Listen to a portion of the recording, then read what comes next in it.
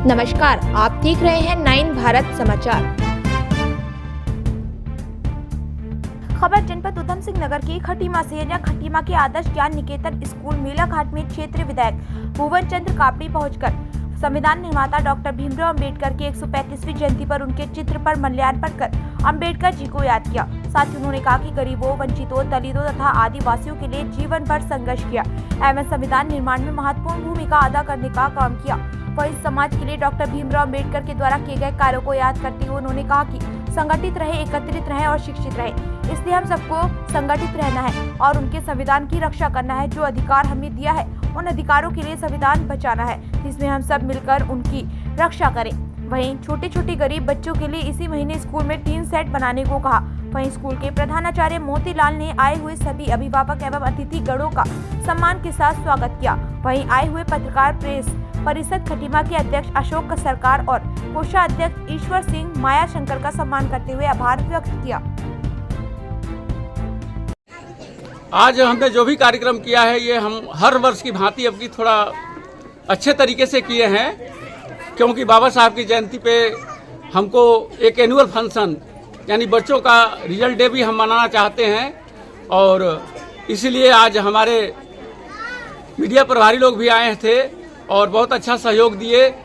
इससे क्या होता है कि जन जागरूकता में शिक्षा के बढ़ावा मिलता है और शिक्षा से ही देश को बढ़ावा मिलता है, समाज को बढ़ावा मिलता है।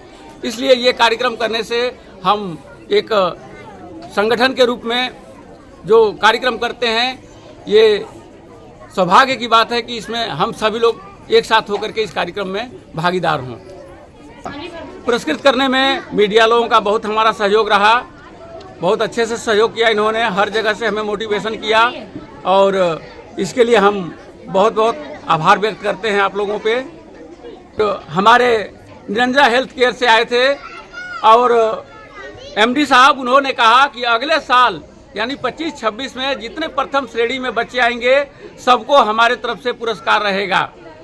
और हमारे विधायक जी भुवन कापड़ी जी आए थे, उन्होंने विद्यालय के लिए ये टीन सेट के लिए जो विद्यालय में है इसके लिए उन्होंने कहा कि हम इसी अप्रैल में इसको पूरा करा के देंगे और आगे उनका जैसा भी है सहयोग वादा करके गए हैं कि आगे हम आपको सहयोग करते रहेंगे।